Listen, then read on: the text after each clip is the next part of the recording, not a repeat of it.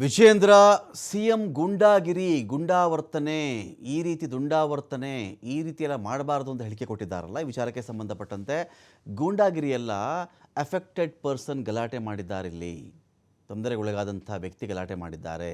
ಸಿಎಂಗೂ ಅದಕ್ಕೂ ಸಂಬಂಧನೇ ಇಲ್ವಲ್ರಿ. ಇಲ್ಲೇನು ಗುಂಡಾವರ್ತನೆ ಮಾಡಿದ್ದಾರೆ?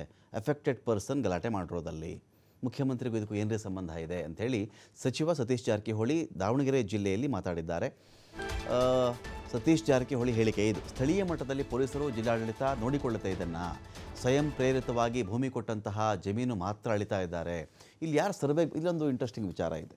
ಈ ಜಮೀನು ಸರ್ವೆ ವಿಚಾರಕ್ಕೆ ಸಂಬಂಧಪಟ್ಟಂತೆ ಯಾರೆಲ್ಲ ನಾನು ಜಮೀನು ಕೊಡ್ತೀನಿ ಅಂತ ಹೇಳಿದ್ದಾರಲ್ಲ, ಅವ್ರ ಜಮೀನು ಸರ್ವೆಗೆ ಅಲ್ಲಿ ಹೋಗಿರೋದು. ಜಮೀನು ಕೊಡೋದಕ್ಕೆ ಈ ಬಿಡದಿ ವಿಚಾರದಲ್ಲಿ ಜಮೀನು ಕೊಡ್ತೀವಿ ಅಂತ ಹೇಳಿರೋರು ಇದ್ದಾರೆ, ಜಮೀನು ಕೊಡಲ್ಲ ಅಂತ ಹೇಳಿರೋರು ಇದ್ದಾರೆ.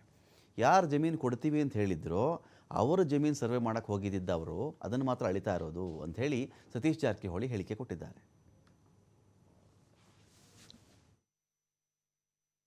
ಗುಂಡಾಗಿರಿ ಅಲ್ಲ, ಅವರು ಎಫೆಕ್ಟೆಡ್ ಪರ್ಸನ್, ಅವ್ರು ಗಲಾಟೆ ಮಾಡಿದ್ರೆ ನಮ್ದು ಅಳಿಬಾರ್ದು ಅಂತ. ಅದೇನು ಸಿ ಎಮ್ಗೆ ಅದಕ್ಕೂ ಸಂಬಂಧ ಇಲ್ಲ. ನಿನ್ನಾಗಿದ್ದು ನೋಡಿದ್ರಲ್ಲ, ಟಿ ವಿಯಲ್ಲಿ ಬಂದಿದೆ, ಎಲ್ಲ ವಾಟ್ಸಪ್ದಲ್ಲಿ ಇದೆ. ಅವ್ರ ಅಧಿಕಾರಿಗಳಲ್ಲಿ ಬಂದಾಗ ನಮ್ದು ಅಳಿಬೇಡ ಅಂತ ಅವ್ರಿಗೆ ಗಲಾಟೆ ಅಷ್ಟೇ.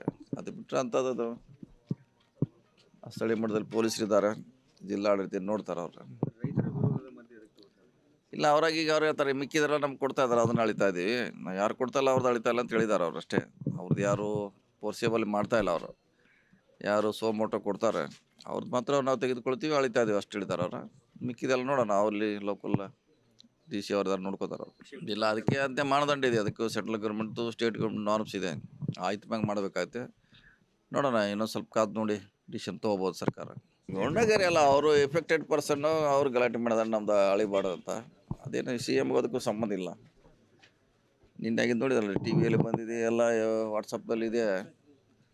ಅವ್ರ ಅಧಿಕಾರಿಗಳಲ್ಲಿ ಬಂದಾಗ ನಮ್ದು ಅಳಿಬೇಡ ಅಂತ.